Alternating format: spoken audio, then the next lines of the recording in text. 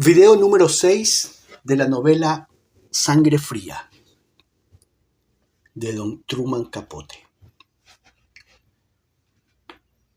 Pero los secretos son una mercancía poco corriente en una ciudad de la extensión de Garden City. Todos cuantos visitaban el despacho del sheriff, 3 estancias con escaso mobiliario, pero atestadas de gente del tercer piso de la Casa de Justicia, podían advertir un cambio insólito, un ambiente casi siniestro. El precipitado ir y venir, la agitada actividad de las últimas semanas, había desaparecido. Ahora una tensa inmovilidad reinaba en el local.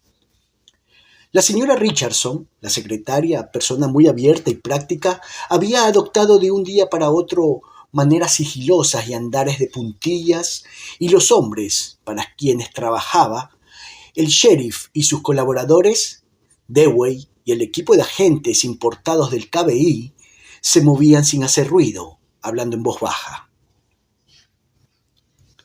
Eran como cazadores escondidos en el bosque, temiendo que cualquier ruido o movimiento ahuyentara a sus cercanas presas. La gente hablaba. El trade room del Hotel Warren, un café de Garden City que los comerciantes de Garden City consideraban su club particular, era un antro de conjeturas y rumores a media voz. Un ciudadano de los más destacados y eminentes, se decía, estaba a punto de ser arrestado. O bien alguien contaba que el crimen había sido obra de sicarios pagados por los enemigos de la Asociación de Cultivadores de Trigo de Kansas, progresiva organización en la que el señor Clutter había representado un papel importante. Una de las historias que circulaban, la más cercana a la verdad, se debía a un conocido comerciante de automóviles, que se negaba a decir de dónde la había sacado. Parece que se trata de un hombre que trabajaba para Herb, allá por el año 47 o 48, un bracero de tantos. Parece que lo metieron en la cárcel del Estado, y que mientras estaba allí, le dio por recordar lo rico que era Herb. Así que cuando lo soltaron, era cosa de un mes, lo primero que hizo fue venirse para acá, robar y matarlos a todos. Pero 11 kilómetros al oeste, en el pueblo de Holcomb, no se oía ni una alusión a la sensacional noticia, por la razón de que un tiempo a esta parte la tragedia Clutter se había convertido en tópico prohibido en los 2 principales centros de chismorreos, la estafeta de correos y el café Harman. «Me niego a escuchar una sola palabra más», decía la señora Harman. «Se lo dije. No podíamos seguir así, desconfiando los unos de los otros, todos con un miedo mortal. Lo que tengo decidido es que el que quiera hablar de eso, que salga de mi casa». Mir Clare tomó una resolución igualmente dura. Los que vienen por aquí creyendo que comprando 4 sellos pueden pasarse 3 horas y 33 minutos volviendo a los Clutter del revés como si fuera un guante, arrancándole la piel a tiras al prójimo. Esas personas son serpientes de cascabel. Eso es lo que son. No tengo tiempo de escucharles. Yo estoy aquí para trabajar. Represento al gobierno de los Estados Unidos. Y además es pura morbosidad. Al Dewey y todos esos certeros tiradores de Topeka y Kansas City creíamos que eran centellas. Pero ahora estoy segura de que no queda un alma que crea que tiene la más puñetera probabilidad de pescar al que lo hizo. Así que pienso que lo más sensato que pueden hacer es callarse. Vives hasta que te mueres, y poco importa cómo te mueres. Los muertos están. ¿Para qué seguir como una partida de buitres solo porque a Herb Clutter le cortaron el pescuezo? Es pura morbosidad. Polly Stringer, esa del colegio. Polly Stringer estuvo aquí esta mañana. Me dijo que solo ahora, después de más de un mes, solo ahora, esos chicos han comenzado a tranquilizarse. Lo que me hace pensar, ¿y si arrestan a alguno? ¿Qué? Si lo hacen van a ser alguien que todos conocemos muy bien. Y será echar leña al fuego para que el caldero vuelva a hervir cuando empezaba a enfriarse. Que no me digan qué emociones ya hemos tenido de sobra. Era temprano, todavía no habían dado las 9. Y Perry era el primer cliente de la guayatería, lavandería automática. Abrió su abultada maleta de paja, sacó un lío de calzoncillos, calcetines y camisas, unos de él, otros de Dick, y los echó dentro de una lavadora y puso en la máquina una ficha de plomo, una de las tantas compradas en México. Perry estaba familiarizado con el funcionamiento de tales establecimientos, pues era parroquiano frecuente y ardiente partidario, ya que encontraba reposante quedarse sentado con toda tranquilidad, contemplando cómo las ropas se lavaban solas. Pero no hoy. Tenía demasiada aprensión. A pesar de todas sus recomendaciones y advertencias, Dick se había salido con la suya. Allí estaban los dos otra vez, en Kansas City, sin un centavo y además, por si fuera poco, al volante de un coche robado. Durante toda la noche rodaron a toda velocidad en el Chevrolet matrícula de Iowa, a pesar de la espesa lluvia, parándose 2 veces a poner gasolina, tomándola ambas veces de vehículos aparcados en calles desiertas de pequeñas ciudades dormidas. Ello era asunto de Perry, tarea en la que él mismo se consideraba un as. Basta un pedazo de tubo de goma. Es mi tarjeta de crédito, con validez en todo el país. Al amanecer, en cuanto llegaron a Kansas City, lo primero que hicieron fue irse al aeropuerto y lavarse, afeitarse y cepillarse los dientes en el excusado de hombres. 2 horas después, tras echar una siesta en la sala de espera del aeropuerto, se volvieron a la ciudad. Dick había dejado a Perry en la lavandería, prometiéndole que estaría de vuelta al cabo de 1 hora. Cuando tuvo la ropa lavada y seca, Perry volvió a hacer la maleta. Eran más de las 10. Dick, probablemente tratando de pasar cheques falsos, se retrasaba. Se sentó a esperarle, eligiendo un banco donde, al alcance de la mano, tenía un bolso de mujer tentándolo a meter la mano dentro. Pero el aspecto de su dueña, la más fornida de las distintas mujeres que estaban haciendo uso del establecimiento, le disuadió. Cuando no era sino un chiquillo de la calle, él y un crío, Tommy Chan, Tommy Lee, andaban trabajando juntos dedicados al tirón de bolsos de señora. A Perry le divertía en ese tiempo, le subía la moral recordar algunas andanzas de entonces. Como aquella vez que disimuladamente le dimos el tirón al bolso de una vieja de las viejas. Tommy le agarró el bolso, pero ella no lo quería soltar. Era un verdadero tigre aquel vejestorio. Cuanto más tiraba él por un lado, más tiraba ella por el otro.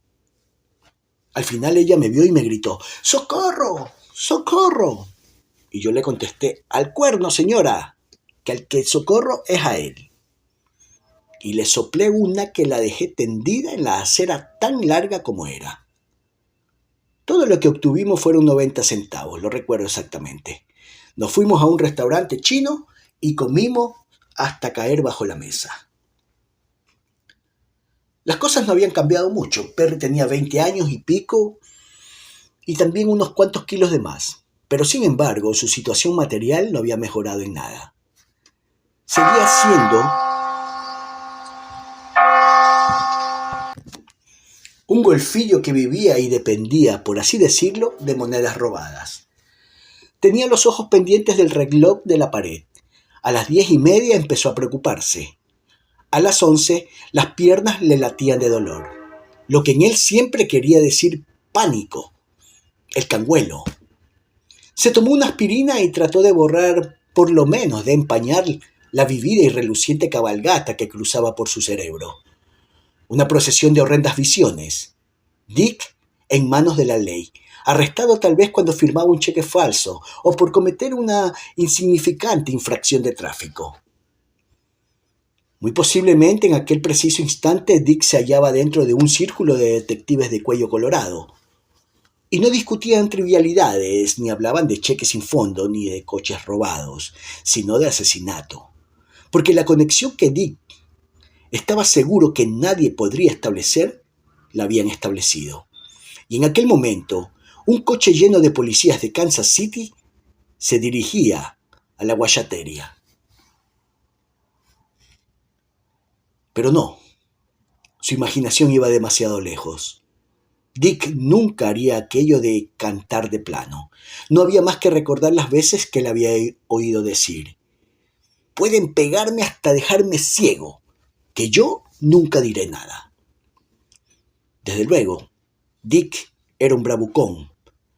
Su dureza, como Perry había llegado a descubrir, existía únicamente en situaciones en que, indiscutiblemente, él llevaba ventaja. De pronto, con alivio, pensó en otra posible razón menos desesperada de la prolongada ausencia de Dick. Habría ido a hacerles una visita a sus padres. Cosa arriesgada, pero Dick sentía veneración por sus padres, o eso pretendía, pues la noche anterior, durante el largo viaje en coche bajo la lluvia, le había dicho a Perry: claro que me gustaría ver a mis padres. Ellos no dirían nada. Quiero decir que no irían a decírselo al de la oficina de libertad bajo palabra, que no harían nada que pudiera perjudicarnos. Solo que me da vergüenza, que tengo miedo de lo que mi madre me pueda decir, por lo de los cheques, y de que nos largáramos como hicimos, pero me gustaría poder llamarles por teléfono, ver cómo andan. Pero eso no era posible porque la casa de los Hickok no tenía teléfono. Si no, Perry hubiera llamado entonces para ver si Dick estaba allí. Pocos minutos después volví a estar convencido de que a Dick lo habían arrestado. El dolor de sus piernas era como una llamarada que le subía por el cuerpo, y los olores de la lavandería, el hedor a vapor de agua, de pronto le dio náuseas. Le obligó a levantarse y a salir por la puerta. Se quedó allí, en el borde de la acera, como un borracho que no puede vomitar. Kansas City.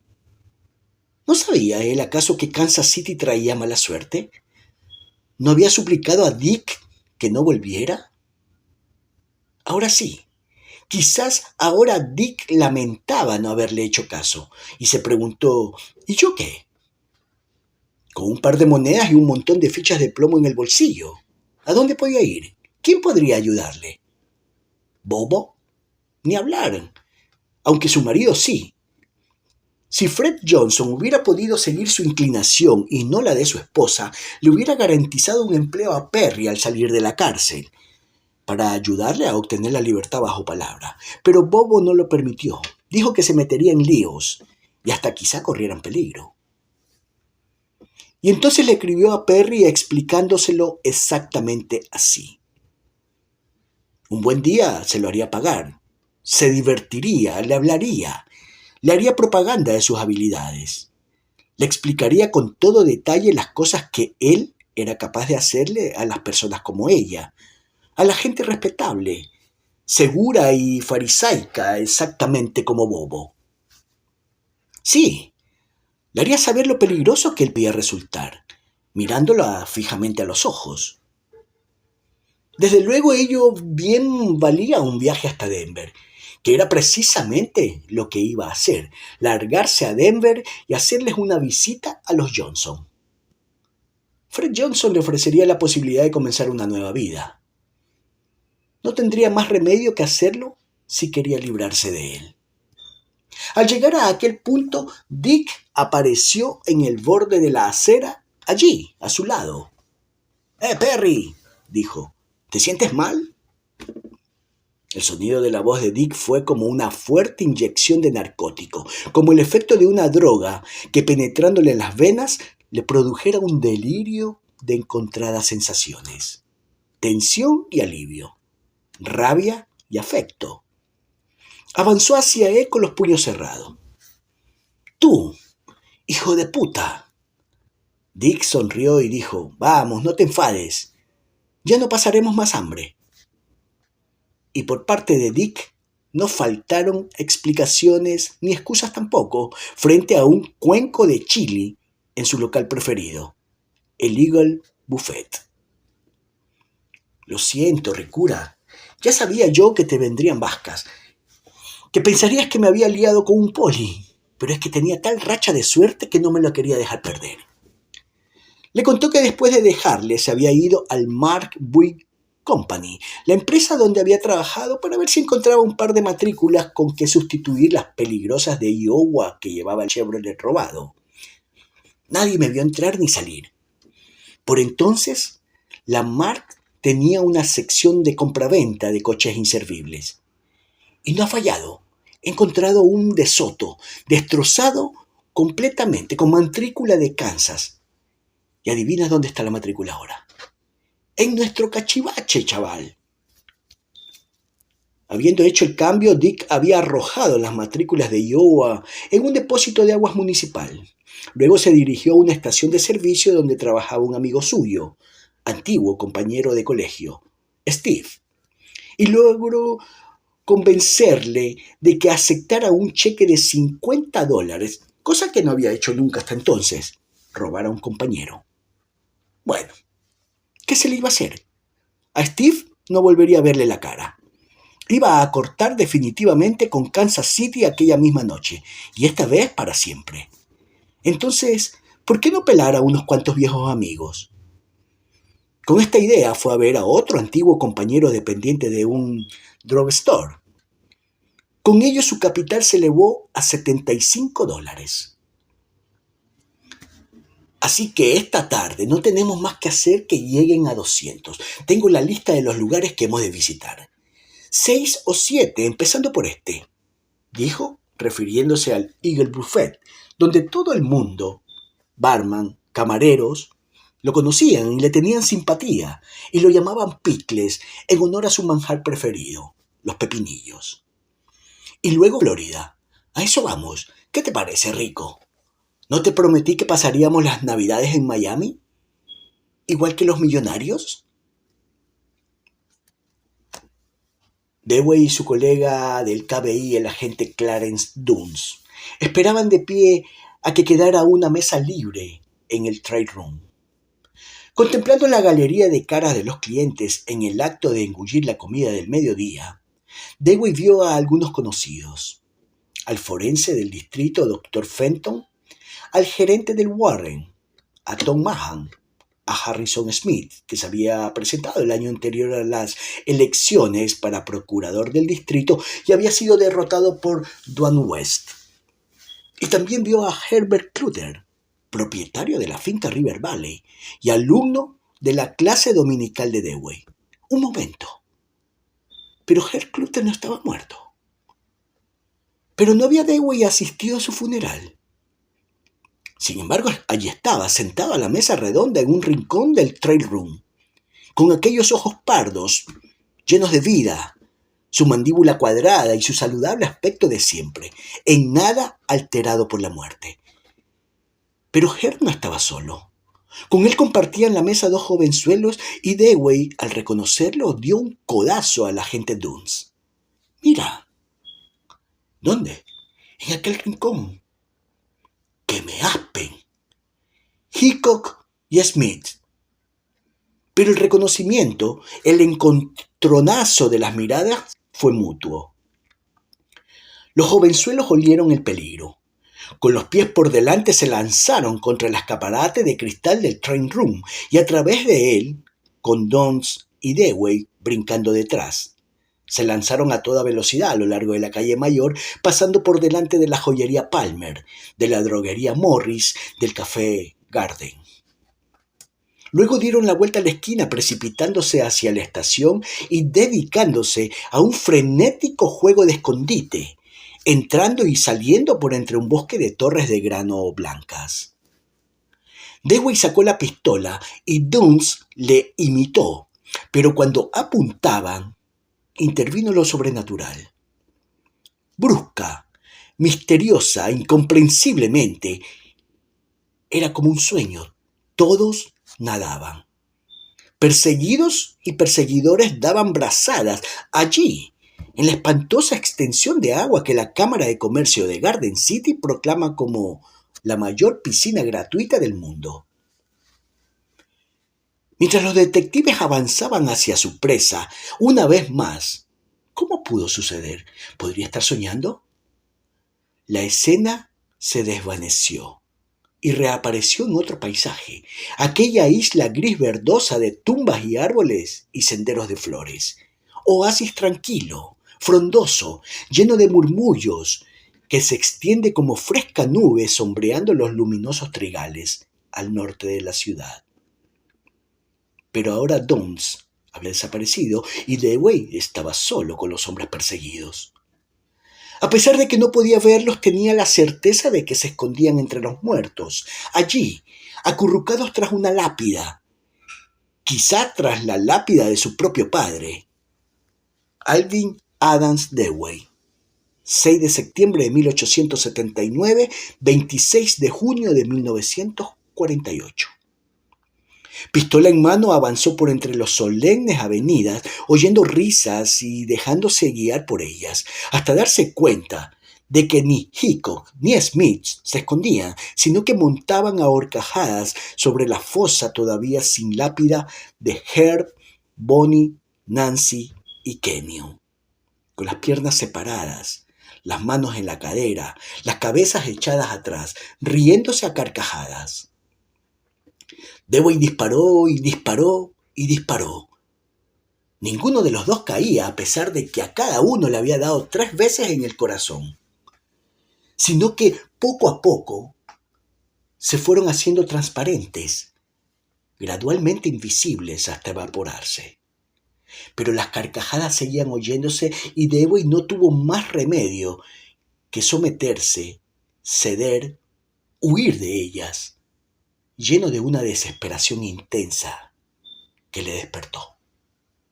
Al despertar del sueño parecía un niño de 10 años, febril y aterrado. Tenía el pelo húmedo, la camisa empapada, fría y pegada al cuerpo. La estancia, una de las habitaciones del despacho del sheriff, donde se había encerrado con llave antes de caer dormido en la mesa, estaba a oscuras. Si escuchaba con atención podía oír el teléfono de la señora Richardson que sonaba en la habitación contigua. Pero ella no se encontraba allí para contestar. La oficina estaba ya cerrada. Cuando iba a salir, pasó con decidida indiferencia junto al teléfono que seguía sonando, pero luego dudó. Podía ser Mary para preguntarle si todavía estaba trabajando y si tenía que esperarle a cenar. El señor A. Dewey, tenga la bondad. Le llaman de Kansas City. Soy yo. Hable, Kansas City, al aparato. ¿Al? Aquí, hermano Naye. Dime, hermano. Prepárate a oír una noticia bomba. Preparado. Nuestros amigos están aquí. Aquí mismo, en Kansas City. ¿Cómo lo sabes? No es que guarden el secreto, precisamente. Hickok anda firmando cheques de una punta a otra de la ciudad, con su propio nombre. Con su nombre. Eso quiere decir que no piensa quedarse mucho tiempo. O bien, que se siente tan seguro como si nada. ¿Y Smith está con él todavía? Oh, sí, van juntos. Pero tienen otro coche, un Chevy de 1956, negro y blanco de 2 puertas. ¿Matrícula de Kansas? Matrícula de Kansas. Y oye bien, hemos tenido suerte. Compraron un aparato de televisión, ¿sabes? Y Hickok le pagó al dependiente con un cheque. Pero cuando se marchaban, el dependiente tuvo el buen sentido de tomar el número de la matrícula. Lo anotó detrás del cheque. Matrícula de Johnson County, 16212. ¿Comprobada la matrícula? ¿Adivina qué? Es un coche robado. Eso, desde luego. Pero la matrícula ha sido sustituida. Nuestros amigos la tomaron de un De Soto, que está hecho trizas en un garaje de Kansas City. ¿Sabes cuándo? Ayer por la mañana. El jefe, Logan Sanford, envió una alerta con el número de la matrícula y una descripción del coche. ¿Y qué hay de la casa de Hickok? Si están todavía en la zona, seguro que tarde o temprano se llegarán por allí. No te preocupes, Al. La tenemos vigilada. Oye, Al, dime, ese es el regalo de Navidad que quiero. solo ese, liquidar este caso y dormir de un tirón hasta Año Nuevo. ¿No te parece que sería un regalo de maravilla? Bueno, pues te deseo que lo tengas. Deseo que lo tengamos los dos. Luego, mientras atravesaba la oscurecida plaza del Palacio de Justicia, pensativo, arrastrando los pies por entre montones de hojas secas, Dewey se admiraba ante su propia falta de entusiasmo. ¿Por qué cuando ahora sabía que los sospechosos no estaban ni para siempre perdidos en Alaska, ni en México, ni en Tombuctú, cuando de un momento a otro podían arrestarlos, no experimentaba ninguna excitación, ni el contento que era de suponer? La culpa la tenía el sueño, aquella atmósfera lúgubre que lo había dominado todo hacía que cuestionara las afirmaciones de Nye, en cierto sentido, que se negara a creerlas. No creía que a Hickok y a Smith pudieran atraparles en Kansas City. Hickok y Smith eran invulnerables. 335 Ocean Drive, Miami Beach. Esa es la dirección del Hotel Somerset. Un pequeño edificio cuadrado, pintado más o menos de blanco con varios toques de azul. Entre ellos un cartel que decía: habitaciones libres, precios muy módicos, artículos de playa, brisa de mar constante. Se trataba de uno de los muchos hotelitos de estuco y cemento que bordean, uno al lado del otro, una calle blanca y melancólica. En diciembre de 1959, los artículos de playa consistían en 2 parasoles clavados en una franja de arena en la parte trasera del hotel. Uno de los parasoles tenía escrito: tenemos helados Valentine. El día de Navidad, a mediodía, había un cuarteto de mujeres tumbadas debajo de él y alrededor de un transitor que le daba la serenata. El segundo parasol, azul y con la orden Use Copperton, daba cobijo a Dick y a Perry, que hacía 5 días que se hospedaban en el Somerset, en una doble de $18 a la semana. Perry dijo: «Todavía no me has dicho Feliz Navidad». «Feliz Navidad, Rico, y próspero Año Nuevo». Dick iba en traje de baño, pero Perry, como en Acapulco, se negó a enseñar las piernas lisiadas. Temía que el espectáculo pudiera ofender a los demás bañistas.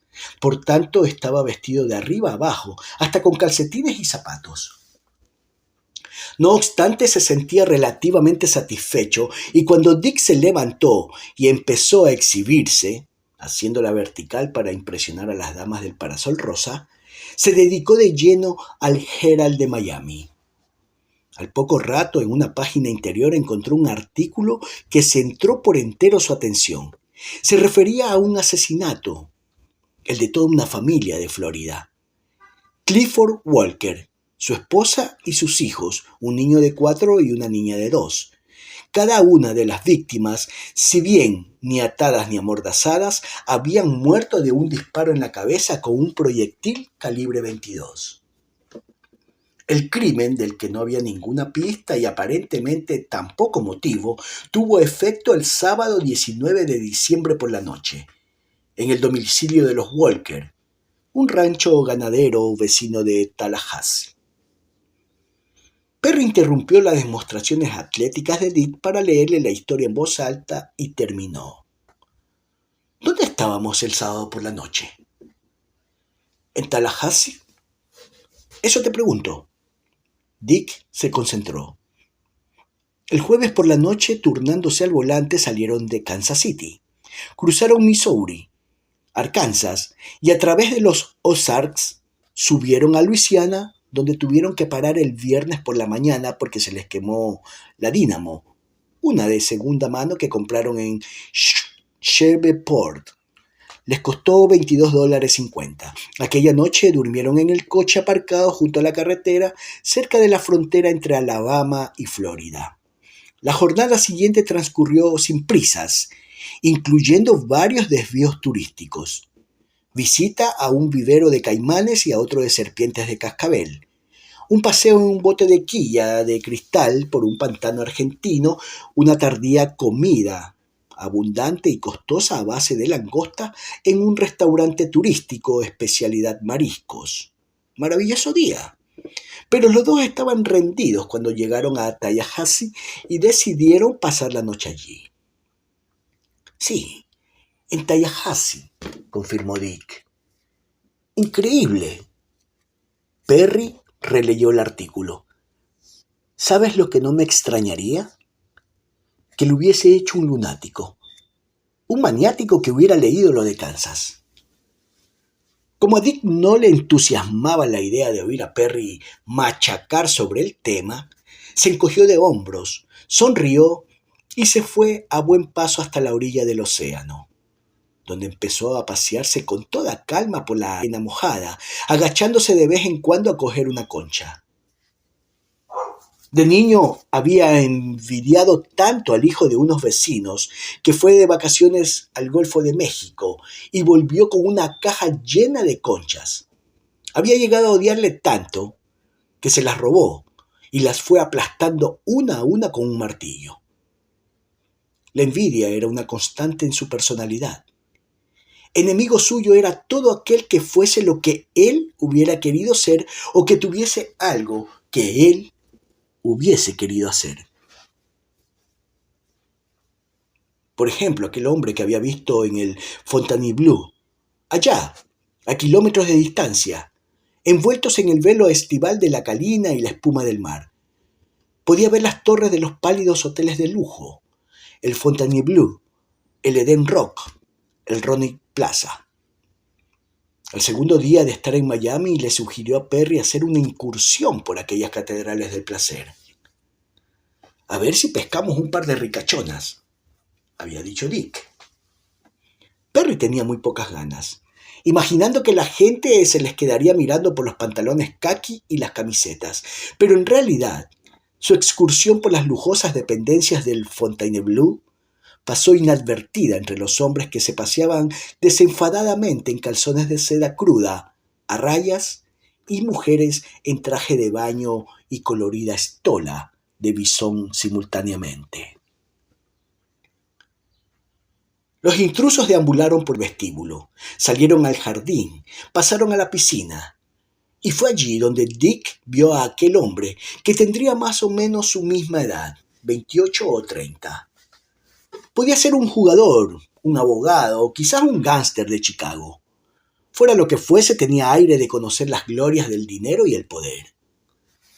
Una rubia que se parecía a Marilyn Monroe, masajeándole, le untaba aceite solar y la perezosa mano del hombre, provista del correspondiente anillo, se alargó hasta un vaso de naranja helada.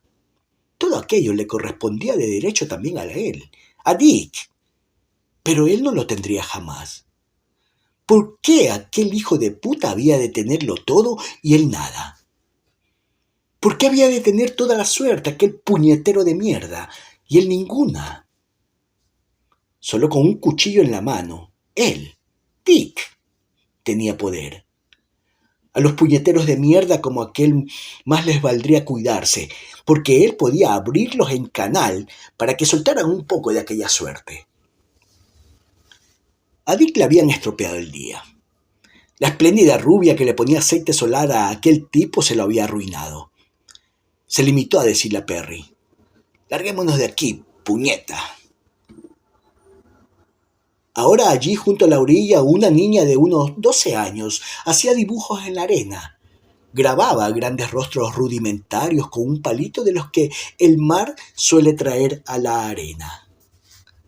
Dick, haciendo ver que se interesaba por los dibujos, le ofreció las conchas que había recogido y le dijo: «Va muy bien para hacerle los ojos». La niña las aceptó, en vista de lo cual Dick sonrió y le guiñó un ojo. Lamentaba sentir lo que sentía por la niña aquella, porque su interés sexual por las niñas era una flaqueza de la que sinceramente se avergonzaba, un secreto que jamás había confesado a nadie y que deseaba que nadie sospechara, aunque se daba cuenta de que Perry tenía ya sus buenas razones para hacerlo, porque entonces los demás podrían pensar que él no era normal. Seducir a niñas púberes, como había hecho unas 8 o 9 veces en los últimos años, no demostraba lo contrario. Aunque lo ocultaban celosamente, la verdad era que muchos hombres verdaderos sentían los mismos deseos que él. Tomó la mano de la niña y dijo: «Ven, amorcito, mi novia chiquitina». Pero ella le rechazó.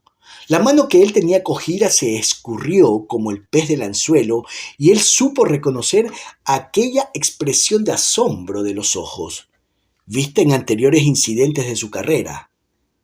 La soltó, se rió un poco y dijo: «Solo es un juego. ¿No te gustan los juegos?». Perry, reclinado aún bajo el parasol azul, había observado la escena e intuido inmediatamente los propósitos de Dick, despreciándolo por aquel acto, ya que no sentía respeto alguno por las personas incapaces de controlar sus tendencias sexuales, especialmente cuando la falta de control atañe lo que él llamaba perversión, molestar a críos, asuntos de maricas, violación. Y creía que Dick conocía de sobra sus puntos de vista. Es más, no habían llegado casi a las manos cuando muy recientemente él impidió que Dick violara a una aterrada muchacha. Pero de todos modos, aunque no tenía inconveniente en repetir la hazaña, le alivió ver que la niña se alejaba de Dick. Flotaban villancicos en el aire. Procedían de la radio de las 4 mujeres y se fundían extrañamente con el sol de Miami y los gritos de las quejumbrosas gaviotas, nunca completamente silenciosas. Venite adoremus, venite adoremus. El coro de una catedral, una música exaltada que conmovió a Perry hasta saltarle las lágrimas. Lágrimas que no cesaron ni aún acabada la música. Y como le ocurría con frecuencia cuando se encontraba en semejante estado de congoja, empezó a darle vueltas por la cabeza aquella idea que ejercía sobre él una fascinación tremenda: el suicidio.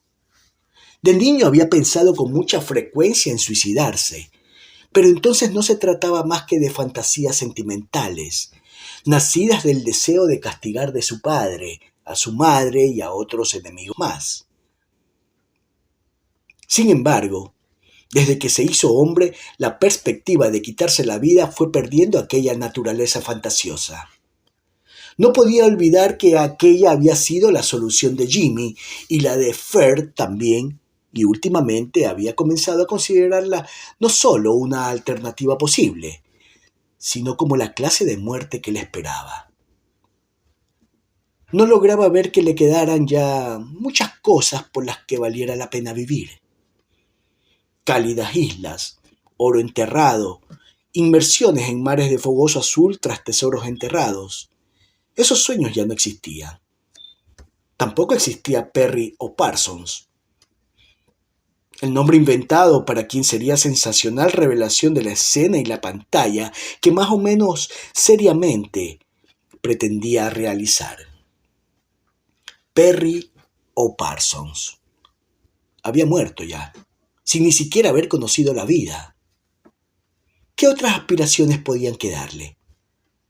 Él y Dick estaban corriendo una carrera sin fin. Así lo veía él. Ahora, cuando todavía no hacía una semana que estaban en Miami, la marcha sin tregua iba a recomenzar. Dick, que había trabajado un día en la estación de servicio ABC a 65 centavos la hora, había dicho: «Miami es peor que México. A 65. No es para mí. Yo soy un blanco». Así que al día siguiente, con solo $27 que les quedaban de los obtenidos en Kansas City, se dirigían otra vez hacia el oeste, a Texas, a Nevada, a ningún sitio en concreto. Dick, que había chapoteado en la marejada, volvió a su lado. Se dejó caer, mojado y sin aliento, boca abajo sobre la pegajosa arena. ¿Cómo estaba el agua? Maravillosa. La proximidad entre Navidad y el cumpleaños de Nancy, que era inmediatamente después de Año Nuevo, siempre le había creado problemas a su novio Bobby Roop. Necesitaba buen esfuerzo de imaginación para pensar en dos regalos apropiados en tan rápida sucesión. Pero cada año, con el dinero que había ganado en verano trabajando en la hacienda de remolacha azucarera de su padre, hacía todo lo posible y el día de Navidad por la mañana siempre se había presentado en la de los Clutter con un paquete que sus hermanas le habían ayudado a hacer y que esperaba sería una sorpresa deliciosa para Nancy. El año anterior le había regalado un pequeño medallón de oro en forma de corazón. Este año, con la anticipación de costumbre, estuvo dudando entre los perfumes de importación que vendían en Norris y un par de botas de montar. Pero Nancy había muerto. El día de Navidad por la mañana, en lugar de dirigirse a la finca River Valley, se quedó en casa y luego compartió con el resto de la familia la espléndida comilona que su madre llevaba una semana preparando. Todo el mundo, sus padres y cada uno de sus 7 hermanos, le habían tratado con mucho cariño desde la tragedia. Aún así, a las horas de comer tenían que repetirle una y otra vez que por favor tratara de comer algo. Nadie se hacía cargo que en realidad estaba enfermo, enfermo de pena, que el dolor formaba un cerco a su alrededor del que no podía escapar y en el que los demás no podían entrar, con excepción quizá de Sue. Hasta la muerte de Nancy no había sabido apreciar a Sue ni se había sentido jamás a gusto con ella. Era demasiado diferente. Se tomaba demasiado en serio cosas que las chicas no tenían por qué. Pintura, poesía, la música que interpretaba el piano. Y naturalmente estaba celoso de ella por aquella estima que le profesaba Nancy, que si bien de distinto orden, era por lo menos igual a la que le profesaba a él. Pero por esta razón podía ella ahora comprender su pérdida. Sin Sue, sin su presencia casi constante, ¿cómo hubiera podido hacer frente a semejante alud de golpes dolorosos? El crimen, los interrogatorios de Dewey, la patética ironía de verse convertido al principio en el sospechoso número 1. Pero luego, al cabo de un mes, la amistad se empañó. Bobby empezó a ir con menos frecuencia a la diminuta y acogedora sala de estar de los Kidwell, y cuando iba, Sue no parecía ya tan encantada de su visita. El problema era que se impelían mutuamente a acongojarse y recordar lo que en realidad ambos deseaban olvidar. A veces Bobby lo conseguía, cuando jugaba a básquet, o cuando iba al volante de su coche por carreteras de campo a 120 por hora, o cuando, como parte de un programa de entrenamiento atlético que se había impuesto, hacía largos recorridos a medio trote a través de los llanos campos amarillos. Su ambición era ser profesor de educación física en un colegio de segunda enseñanza. Hoy también, después de ayudar a quitar la mesa, puesta con la mejor vajilla de fiesta, eso fue lo que decidió hacer. Se puso su suéter de atletismo y salió a correr un poco. El tiempo era espléndido. Hasta para la Kansas del Oeste, famosa por sus interminables veranillos fuera de estación, aquel día parecía de otro clima. Aire seco, sol radiante, cielo azul. Los granjeros, optimistas, pronosticaban un invierno despejado, tan benigno que el ganado podría apacentar sin interrupción. Esos inviernos son raros, pero Bobby recordaba uno, el del año que empezó a cortejar a Nancy. Los dos tenían entonces 12 años y al salir del colegio, él solía llevarle los libros todo el trayecto desde el colegio de Holcomb hasta la finca del padre de ella. Muchas veces, si el día era caluroso y el sol quemaba, se detenían por el camino y se sentaban junto al río, un trozo del Arkansas, parduzco, lento y serpenteante. Un día Nancy le dijo: un verano que estuvimos en Colorado, vi dónde nace el Arkansas, el lugar exacto. Nadie hubiera dicho que aquel era nuestro río. No tiene el mismo color, sino que es claro como el agua de beber y lleno de rocas, de remolinos. Papá pescó una trucha. Aquel recuerdo del lugar donde nacía el río se le había grabado a Bobby en la memoria y desde su muerte. Bueno, no podía explicárselo, pero siempre que miraba al Arkansas, por un momento no veía la sucia corriente siguiendo los meandros a través de las llanuras de Kansas, sino lo que Nancy había descrito. Un torrente allá en el estado de Colorado, un riachuelo fresco y cristalino lleno de truchas que descendía rápido monte abajo. Así había sido Nancy también, un agua joven, enérgica, alegre. Pero normalmente los inviernos de la Kansas del oeste son duros y por lo general la helada en los campos y los cortantes vientos han cambiado el clima antes de que llegue la Navidad. Unos años atrás la nieve empezó a caer la víspera de Navidad y siguió cayendo. Cuando Bobby se dirigía la mañana siguiente a casa de los Clutter, que estaba a unos 5 kilómetros de distancia, tuvo que luchar contra montones de nieve. Valió la pena, porque a pesar de que llegó aterido y rojo de frío, el recibimiento que le hicieron le desentumeció completamente. Nancy estaba admirada y orgullosa, y su madre, casi siempre tan tímida y distante, lo abrazó, lo besó y le instó a que se envolviera en un edredón y se sentara junto a la chimenea de la sala. Mientras las mujeres trajinaban en la cocina, él, Kenyon y el señor Clutter se quedaron sentados alrededor del fuego, cascando nueces y pacanas. Clutter dijo que le venía a la memoria otra Navidad cuando él tenía la edad de Kenyon. Éramos 7, mi madre, mi padre, mis 2 hermanas y los 3 chicos. Vivíamos en una granja muy apartada de la ciudad. Por esa razón teníamos la costumbre de hacer una sola vez nuestras compras de Navidad. Hacíamos un solo viaje y lo comprábamos todo. Aquel año, la mañana destinada a las compras, la nieve estaba tan alta como hoy, o quizá más, y además seguía nevando. Copos como platillos, íbamos a tener unas Navidades sin regalos, allí, aislados por la nieve. Mi madre y mis hermanas estaban desconsoladas. Entonces se me ocurrió una idea. Ensilló el caballo de tiro más fuerte que tenía, se fue con él a la ciudad para hacer las compras de todos. La familia celebró la idea. Cada cual entregó a Clutter sus ahorros y la lista de lo que quería. 4 metros de batista, un balón de fútbol, una almohadilla para alfileres, cartuchos de fusil. Tal cantidad de encargos que no terminó hasta la noche.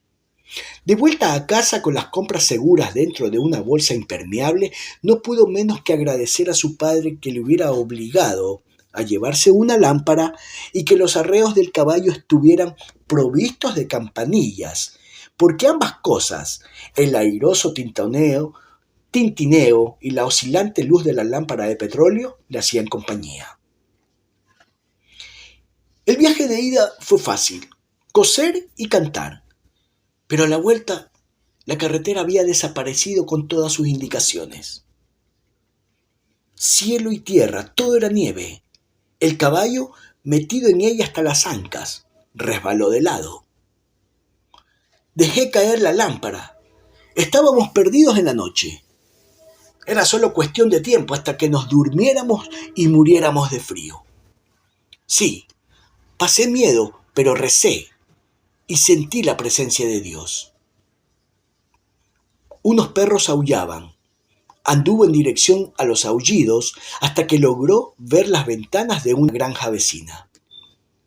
Debí quedarme allí, pero pensé en la familia. Imaginé que mi madre estaría llorando, que papá y los chicos saldrían a dar una batida y seguí adelante. Así que naturalmente no me complació mucho cuando por fin llegué a casa y vi que estaba completamente a oscuras, las puertas cerradas. Me encontré con que todos se habían acostado y se habían olvidado de mí. Nadie comprendía por qué estaba deprimido.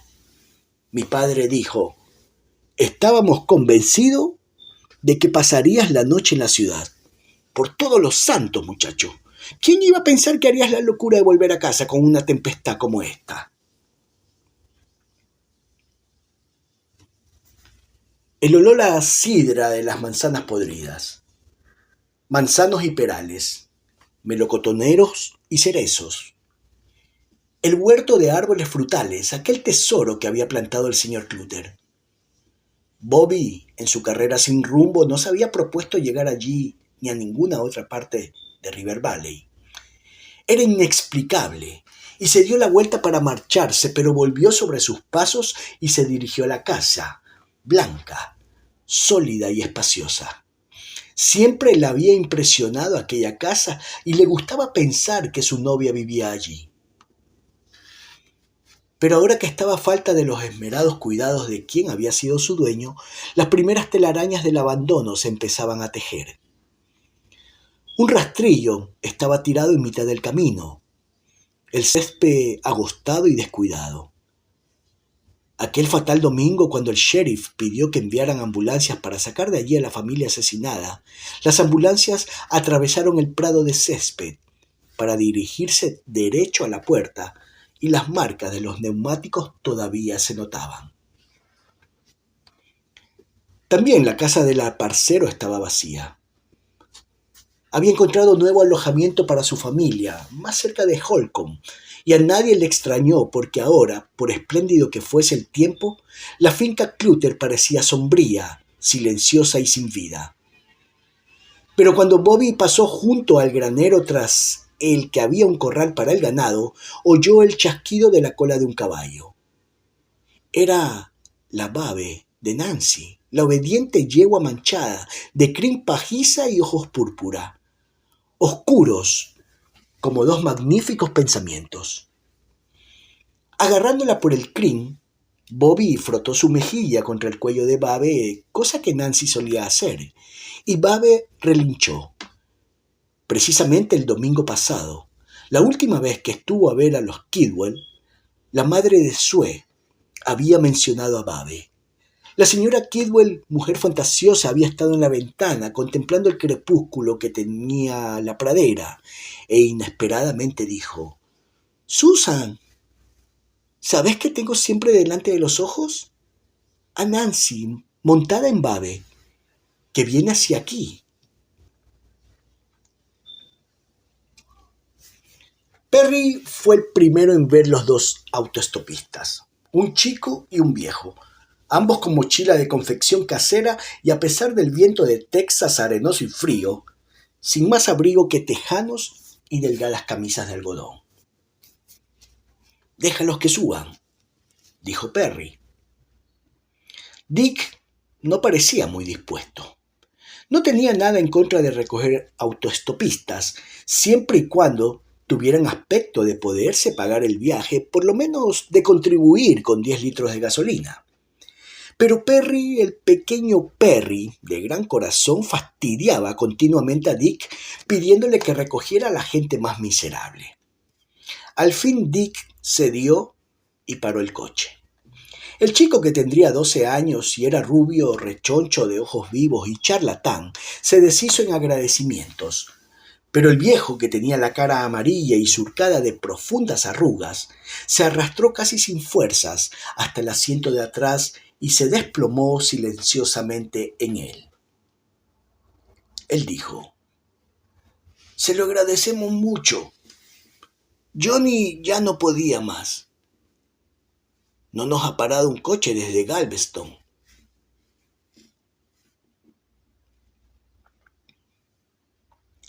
Hacía una hora que Perry y Dick habían salido de aquel puerto, después de haber pasado la mañana ofreciéndose en varias oficinas de embarque como marineros.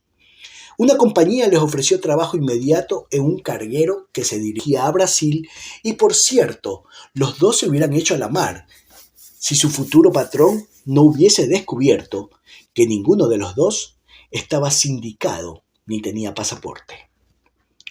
Cosa rara, la contrariedad de Dick fue mayor que la de Perry. Brasil. Allí es donde están construyendo una nueva capital. De la nada, imagínate meterse de los primeros en una cosa así. Cualquier idiota puede hacer una fortuna. ¿A dónde vais?, preguntó Perry al niño. A Sweetwater. ¿Dónde está Sweetwater? Bueno, pues, en esta dirección, en alguna parte. Por allí, en Texas. Johnny es mi abuelo y tiene a su hermana que vive en Sweetwater. ¡Jesús! Por lo menos espero que viva allí. Creíamos que vivía en Jasper, Texas, pero cuando llegamos a Texas, van y nos dicen que ella y su familia se fueron a Galveston. Pero tampoco estaba en Galveston. Una señora nos dijo que se marchó a Sweetwater. Espero, Jesús, que acabemos por encontrarla. Johnny, dijo frotando las manos del viejo como para calentarlas. ¿Me oyes? ¡Johnny! Vamos en un Chevrolet modelo 56, calentito y estupendo. El viejo tosió, movió ligeramente la cabeza, abrió y cerró los ojos y volvió a toser. Dick dijo: oye, ¿qué le pasa? Es el cambio, dijo el chaval. Y tanto andar. Venimos andando desde antes de Navidad. Me parece que hemos recorrido casi todo Texas. Con la máxima naturalidad y sin dejar de masajear las manos del viejo, el chico les contó que antes de empezar aquel viaje, él, su abuelo y una tía vivían solos en una granja cerca de Shreveport, Luisiana. Hacía poco la tía había muerto. Hace un año que no está bien y la tía lo tenía que hacer todo, sin más ayuda que la mía. Estábamos cortando leña, cortando un tocón. A la mitad, la tía va y me dice que no podía más. ¿Has visto alguna vez a un caballo que se echa al suelo y no se levanta más? Yo sí. Eso hizo mi tía, unos días antes de la Navidad. El hombre que le había alquilado la granja al viejo nos echó a la calle. Por eso decidimos venir a Texas, buscando a la señora Jackson. Yo no la conozco, pero es la hermana de sangre del abuelo, y alguien tiene que cargar con nosotros, por lo menos con él. No puede seguir mucho más. Esta noche la hemos pasado bajo la lluvia. El coche se detuvo. Perry le preguntó a Dick por qué había parado. Ese hombre está muy enfermo, dijo Dick. Y bueno, ¿qué quieres hacer? ¿Echarlo? Piensa con la cabeza, aunque sea una vez. Eres un podrido de mierda. Imagínate que se muere. No se morirá, intervino el chico. Si hemos llegado hasta aquí, aguantará. Dick insistió. ¿Y si se muere? Piensa en lo que puede ocurrir. Las preguntas. Francamente me importa un comino. ¿Quieres dejarlos en la carretera? Perry miró al viejo enfermo, aún soñoliento, aturdido, sordo, y miró al chico que le devolvió la mirada tranquilo, sin suplicar, sin pedir nada. Y Perry se acordó de sí mismo, cuando tenía esa edad, de esos vagabundeos con un viejo. Adelante, échalos, pero yo me bajo también. Muy bien, pero recuerda, será culpa tuya. Dick puso el coche en marcha. De pronto, cuando el coche empezaba a andar, el chico gritó: ¡Pare! Saltó del coche, corrió por el arcén de la carretera, se detuvo, se agachó, recogió 1, 2, 3, 4 botellas vacías de Coca-Cola, volvió corriendo y saltó dentro del coche, feliz y sonriente. Se hace un montón de dinero con las botellas, le dijo a Dick. Oiga, si pudiera conducir así, despacio, le garantizo que nos sacaríamos unos buenos cuartos. De eso venimos comiendo el abuelo y yo, de los cuartos de los cascos. A Dick le pareció divertido y además le interesó. Cuando el chaval le volvió a decir que parase, obedeció enseguida. Le hacía parar con tanta frecuencia que les llevó 1 hora recorrer 8 kilómetros, pero valió la pena. El chaval era un genio como Dios es Dios. Para descubrir entre las piedras del borde de la carretera las basuras cubiertas de hierba y el brillo parduzco de botellas de cervezas inaprovechables, las manchas esmeraldas de las que habían contenido 7-Up y Canada Dry. Muy pronto Perry desarrolló un don natural para descubrir botellas. En un principio se limitaba a indicar al chaval donde veía una. Le parecía poco digno precipitarse a cogerlas él mismo. Era todo muy tonto, cosa de críos. Pero el juego hizo nacer en él poco a poco la excitación de la caza del tesoro y acabó por sucumbir y participar en la diversión, en el fervor de aquella búsqueda de botellas con reembolso. Hasta Dick participó, pero Dick lo hacía muy en serio. Por muy raro que pareciera, aquel era un sistema para hacer dinero, o por lo menos para reunir unos cuantos dólares. Sabe Dios qué buena falta les hacían a él y a Perry. Sus fondos reunidos no llegaban a $5. Ahora los tres, Dick, el chico y Perry, salían en pellones del coche sin vergüenza y competían amistosamente. Una vez Dick descubrió un escondrijo de botellas de vino y whisky y sufrió la desilusión de saber que no valían. No pagan las botellas de vino y licor vacías, le informó el chico. Hay muchas de cerveza que tampoco valen. Yo no doy un paso por ellas. Me quedo con lo seguro. DR Pepper, Pepsi, Coca-Cola, White Rock, Ney. Dick le preguntó, ¿cómo te llamas? Bill, contestó el chico. Pues contigo se hace uno a la cultura, Bill.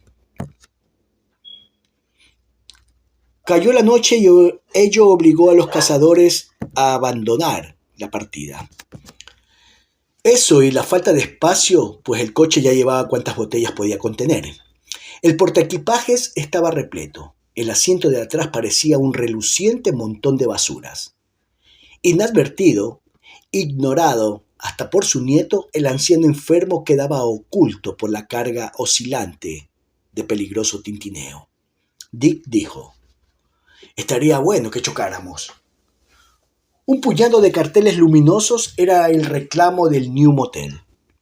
Resultó ser, a medida que los viajeros se acercaron a él, un impresionante complejo consistente en varios bungalows, garaje, restaurante y bar.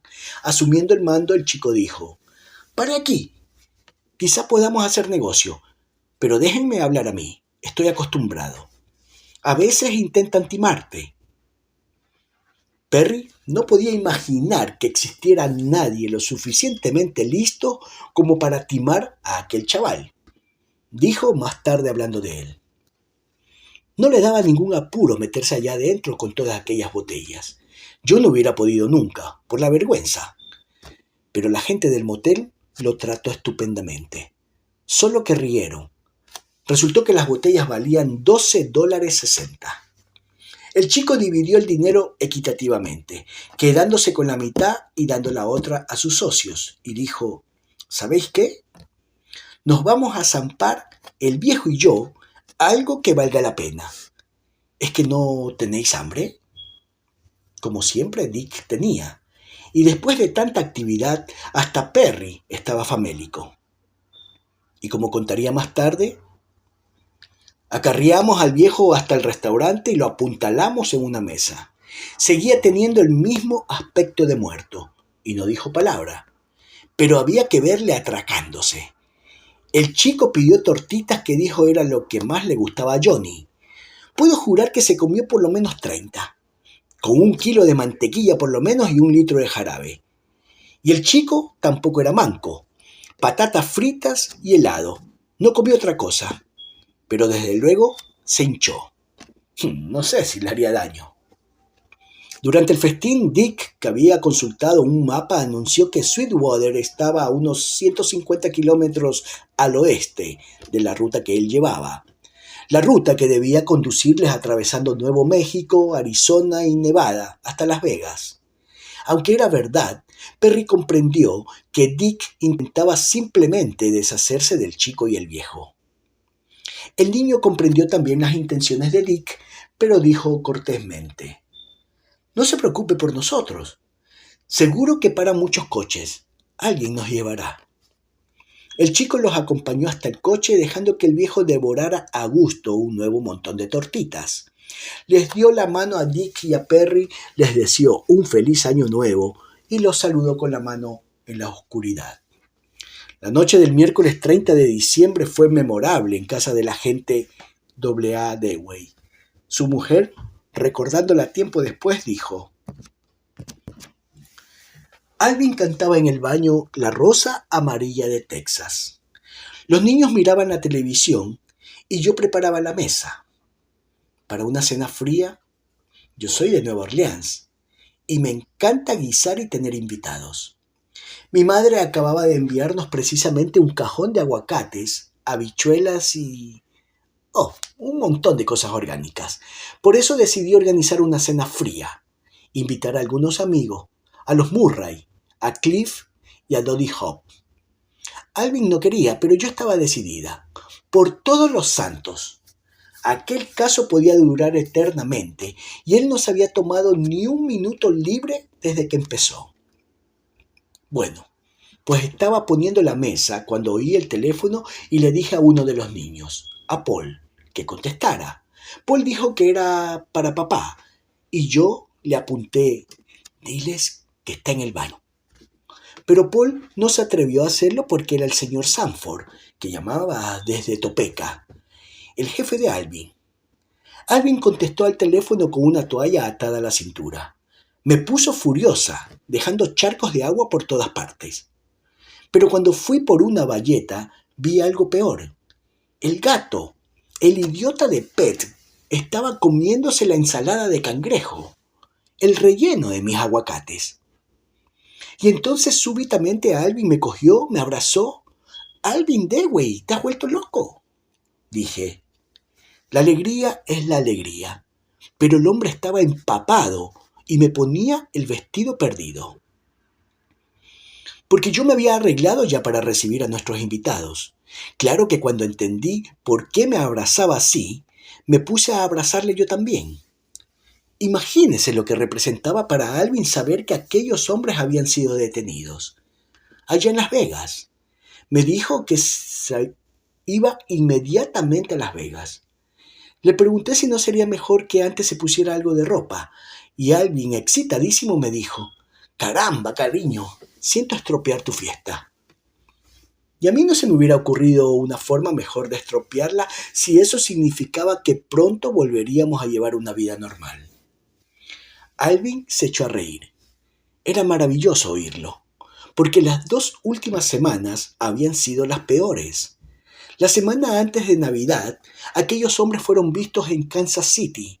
Llegaron y se fueron sin dejarse atrapar.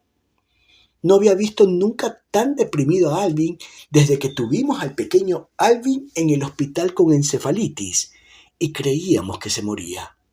Pero no hablemos de eso ahora.